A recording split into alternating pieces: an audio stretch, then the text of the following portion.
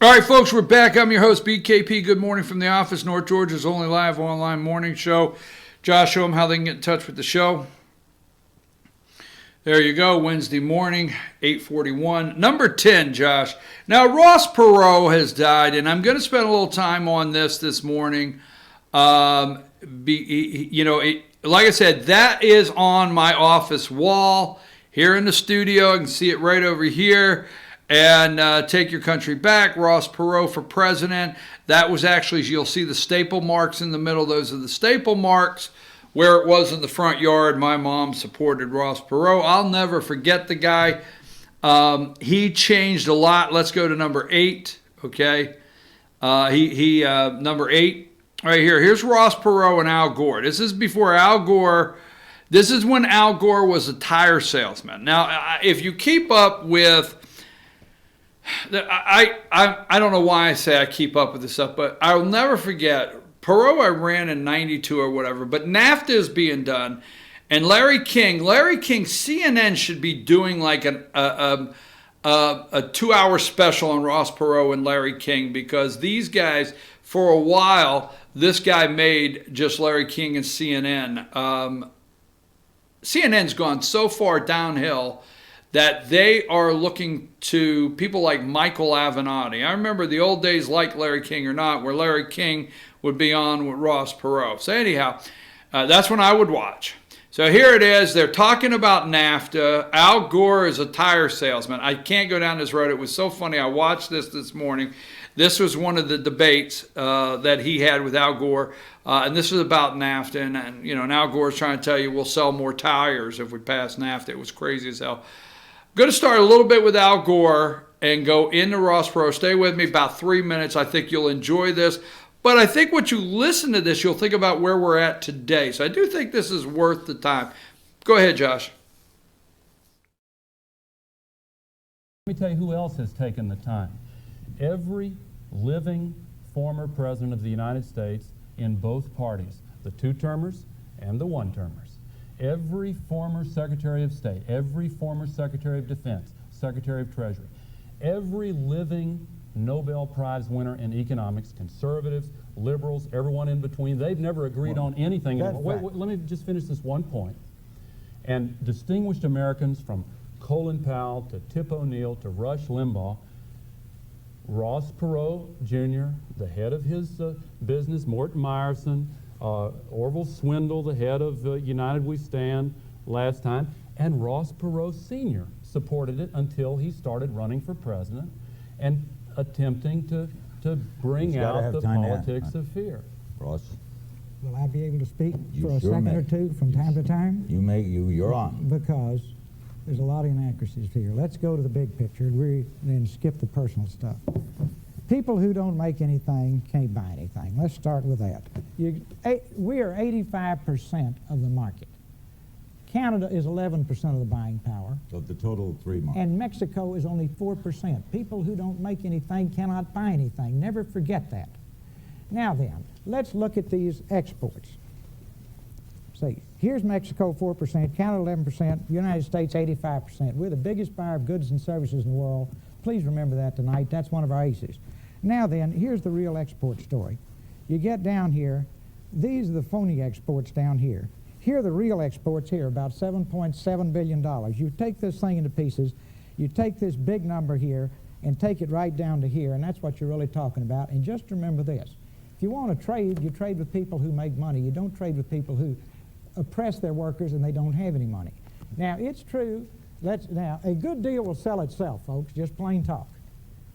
4 former presidents came out for it and couldn't sell it. All the secretaries of state came out for it and couldn't sell it. We had satellite going across 200 auditoriums across the country. That didn't sell it. Got Lee Iacocca for it. That didn't sell it. $30 million coming out of Mexico, and that is rotten and that is wrong, and that didn't sell it.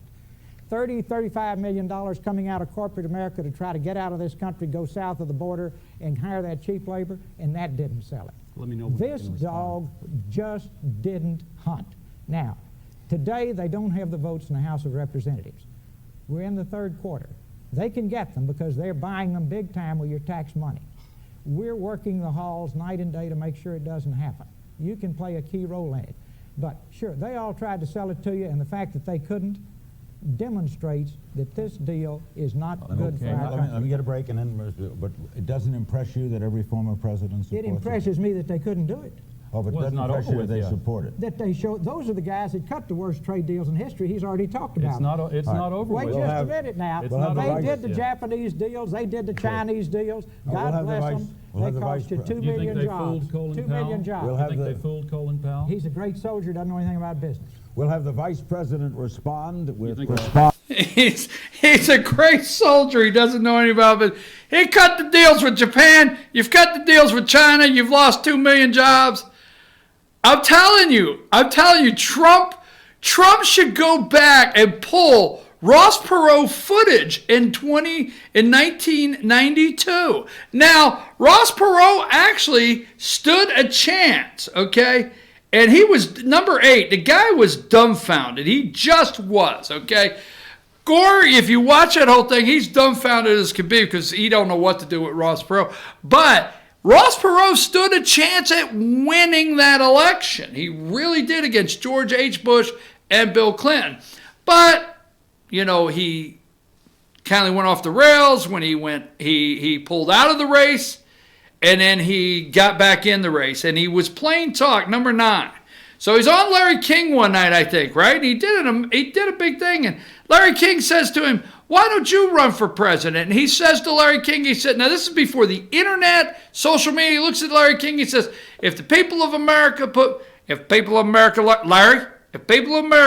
want me to be their president, if they put my name on all 50 states, Larry, I will run for president of the United States. But if people of America ask, and they did, they got his name on the ballot. Now, I'm going to do this real quick. I used to love it because Ross Perot, if you see, he'd always bring these charts and graphs. And he would say in plain terms, right? And I swear to God, you could find it somewhere. One night he referred to chickens. I swear to God. It was like Ross Perot. Larry, if you got 4 chickens, you got 4 chickens. That's all you got, Larry, is 4 chickens. Now, they're out there in the government today, Larry, trying to tell you you got 6 chickens, but you don't, Larry. You got 4. That's all you got. But they're trying to tell you with this NAFTA deal that you got 6 chickens. Larry, look right here. There's 4 chickens. Now, if you deep fry 2 of them chickens, Larry, you only got 2 chickens left. But the government will still tell you you got 6 chickens. That dog just don't hunt, Larry. That's just plain facts. You ain't got nothing but 2 chickens because you deep fried 2 of them, and they want you to believe if you sign this NAFTA deal, you'll have 6 chickens. I know that was silly, but I tell you what, if you go back and watch that guy, it was funny. It was funny as hell, but Donald Trump should go back and watch Ross Perot, 92, and some of those interviews, especially on NAFTA. And you and I know what happened to us as Americans with NAFTA. The other thing about it is, you know, he got in the race. He was doing well.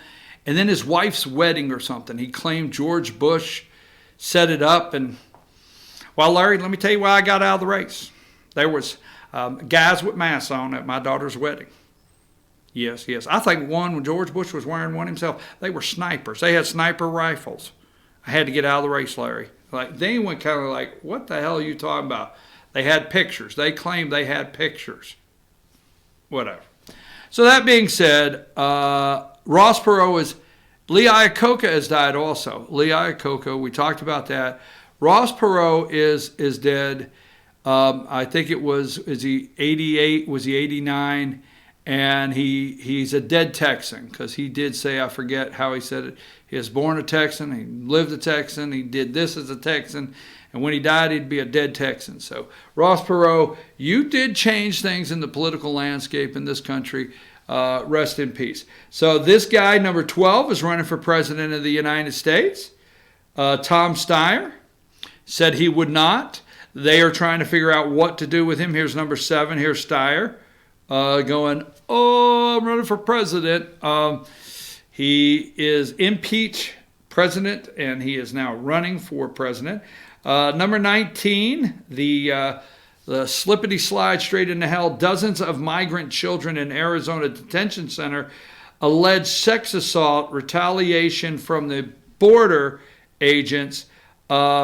That's a big report this morning. I want to get one more picture up that I think, number 26, dozens of migrant kids in Arizona detentions. Migrant kids overcrowded, complain of sexual assault. Here's what happens, okay? Here's exactly what happens, all right? You know how you have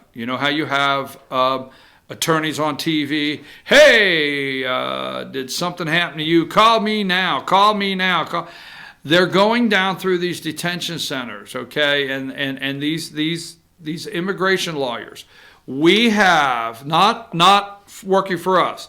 We have thousands of Latinos that got out of college that have become immigration, naturalization, whatever, all the lawyers, okay, to help these people. And they canvass these detention centers. It's almost like, raise your hand if you've been touched and you feel you've been touched inappropriately, like this, can anybody tell me you got touched yesterday? Yes, I did. And all right, can I get all the TV cameras over here? We have somebody that says they got touched. Somebody got touched on the boobie. I mean, just saying. Can I get all the TV cameras that are following me around? This is ridiculous. We're not going to go there. But again, Ross Perot, I swear, you got to go. Give me number 8 one more time if you get a chance, all right? If you get a chance. This is the piece of garbage right here.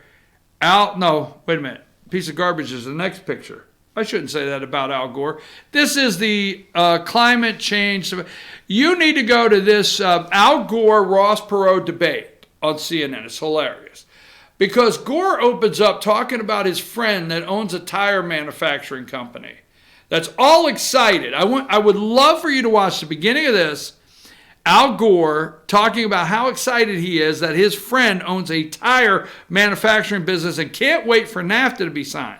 And then go Google how many tire companies have left and gone somewhere else to manufacture tires. It's funny as could be. Look, I'm your host, BKP. When we get back, we have a special guest here. It's going to break down some things. And as we say, there's freedom of speech here. And this guy has been on the show many a times. He has done the show many times.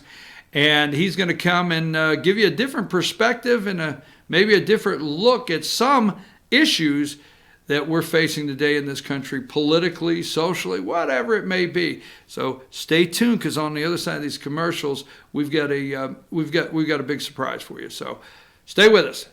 We'll be right back.